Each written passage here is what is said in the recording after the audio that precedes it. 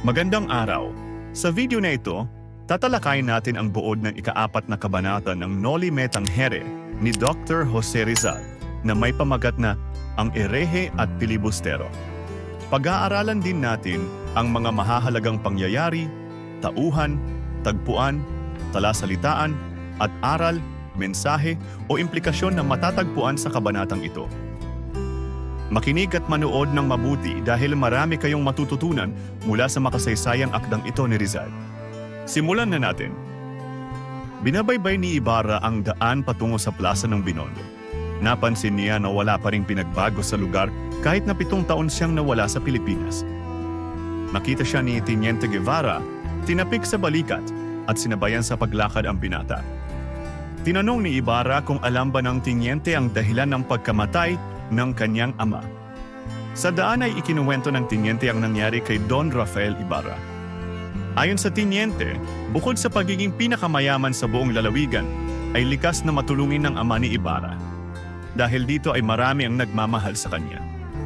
Ngunit sa kabila ng pagiging mabait ni Don Rafael, marami rin ang naiinggit sa kanya.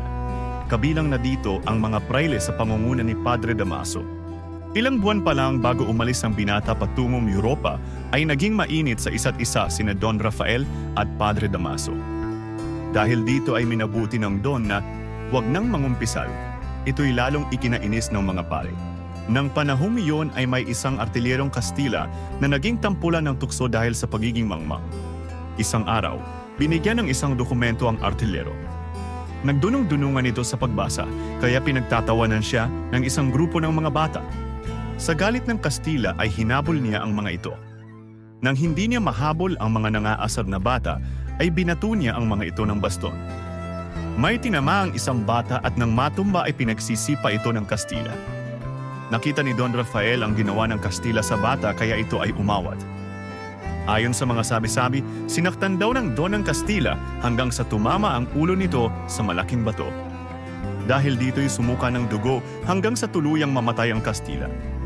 Nag-imbestiga ang mga Gwardiya Sibil sa pangyayari at si Don Rafael ay kanilang dinakip at kinulong. Naglabasan din ang mga lihim niyang kaaway. Pinaratangan nila ng pagiging erehe at pilibustero ang Don. Inakusahan din siya ng pangangamkam ng lupain at iba pang ilegal na paraan sa pagpapayaman. Ilan pa sa mga paratang sa kaawa-awang si Don Rafael ay ang pagbabasa ng El Correo de Ultramar at iba pang ipinagbabawal na babasahin. Pagtatago ng mga sulat at larawan mula sa isang binitay na pari, pakikipagkaibigan at pagkupkup sa mga tulisan at ang pagsusuot ng barong Tagalog. Tanging si Teniente Guevara lamang ang naging kakampi ng Don. Nakiusap siya sa Teniente na kung maaari ay ihanap siya ng abogadong Kastila upang matulungan siya sa kanyang kaso. Nagkasakit din si Don Rafael habang nakakulong at do'y binawian ang buhay. Wala ni isang kamag-anak o kaibigan ang dumamay sa kanya. Nakapanghihinayang dahil kung kailan nalagutan ng hiniga si Don Rafael. Saka palang napatunayan na siya ay walang sala. Dumako naman tayo sa mga mahahalagang pangyayari sa ika-4 na kabanata. Naglalakad-lakad si Crisostomo Ibarra sa plaza ng Binondo at napansin na walang ipinagbago ang kanyang bayan sa kabila ng matagal na panahon. Sinundan ni Teniente Guevara si Ibarra at ikinuwento ang tunay na nangyari sa kanyang ama, si Don Rafael Ibarra. Nalaman ni Ibarra na si Don Rafael ay naparatangan bilang erehe at pilibustero dahil sa isang insidente na kinasangkutan ng isang Kastilang kolektor. Dahil sa impluwensya ng mga kaaway ni Don Rafael, lalo na ang mga pari, nagkaroon ng masalimuot na paglilitis na nagdala sa pagkakakulong at pagkamatay ni Don Rafael sa bilangguan. Sa kabila ng lahat ng paratang at pagtalikod ng mga kaibigan ni Don Rafael, tanging si Teniente Guevara ang nanatiling tapat na kaibigan hanggang sa kamatayan ng ama ni Crisostomo. Mga mahahalagang tauhan, Crisostomo Ibarra. Ang pangunahing tauhan na bagong dating mula sa Europa. Naglakad-lakad siya sa plaza ng Binondo at natuklasan ang kalunos-lunos na sinapit ng kanyang ama, si Don Rafael Ibarra. Naging palaisipan sa kanya kung bakit nagkaroon ng malupit na kapalaran ang kanyang ama. Teniente Guevara, isang tenyente ng Gwardiya Sibil na nagkuwento kay Ibarra tungkol sa tunay na nangyari sa kanyang ama. Siya ang tanging kaibigan at tagapagtanggol ni Don Rafael sa kabila ng lahat ng paratang laban dito. Don Rafael Ibarra, ama ni Crisostomo Ibarra, isa sa pinakamayamang tao sa San Diego. Kilala siya sa pagiging matulungin at mabait, ngunit naparatangan siya ng pagiging erehe at pilibustero. Nakulong siya at namatay sa loob ng bilangguan dahil sa mga maling paratang laban sa kanya. Padre Damaso, isang pari na may malalim na galit kay Don Rafael. Siya at ang iba pang pari ang nagtulak sa mga paratang laban kay Don Rafael, kabilang ang pagiging erehe at pilibustero. Kastilang Artillero, isang Kastila na naging dahilan ng pagkakakulong ni Don Rafael.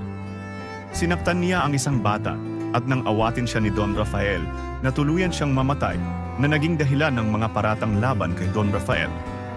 Dumako naman tayo sa tagpuan sa ika-4 na kabanata ng nasabing nobela. Ang tagpuan ng kabanata ay sa Binondo. Ngayon naman ay talakayin natin ang mga talasalitaan sa kabanatang ito: binaybay, sinundan o tinahak, pagunlad, pag-asenso o pagbabago patungo sa mas mabuti, tampulan, sentro o focus ng atensyon, nagdunong-dunungan, nagkukunwari na marunong o matalino, paslit, malit na bata, artilyero, tawag sa isang sundalong may hawak na kanyon o armas na pangmalayuan, erehe, isang taong itinuturing na lumalabag sa mga turo ng simbahan at itinuturing na kalaban ng relihiyon, pilibustero, isang taong lumalaban sa pamahalaan, karaniwang itinuturing na subversibo o rebelde, huwad, hindi totoo o peke, nalagutan ng hininga, namatay. At ngayon ay alamin naman natin ang ilan sa mga aral, mensahe o implikasyon na ipinakita sa nobela. Ang inggit at puot ay maaaring magdala ng malalim na galit at kasamaan na maaaring magbunga ng maling paratang at kawalan ng katarungan, tulad ng nangyari kay Don Rafael. Ang labis na kapangyarihan ng simbahan noong panahon ng kolonyalismo ay nagamit sa maling paraan upang apihin at pabagsakin ang mga taong hindi nila nagugustuhan, gaya ng naranasan ni Don Rafael. Sa kabila ng lahat ng pagsubok at pagdurusa, ang tunay na pagkakaibigan, tulad ng ipinakita ni Teniente Guevara, ay hindi natitinag ng anumang hamon o tukso. Ang hustisya ay madalas na napapasailalim sa impluwensya ng mga makapangyarihan, na nagiging sanhi ng kawalan ng katarungan para sa mga inosente. Ang mga paratang ng erehe at pilibustero ay naging mabisang sandata ng mga paring nais patahimikin ang sinumang kumakalaban sa kanilang kapangyarihan, na nagdulot ng malaking pinsala sa mga inosente tulad ni Don Rafael. At diyan nagtatapos ang ika-4 na kabanata ng Noli Me Tangere, ang erehe at pilibustero.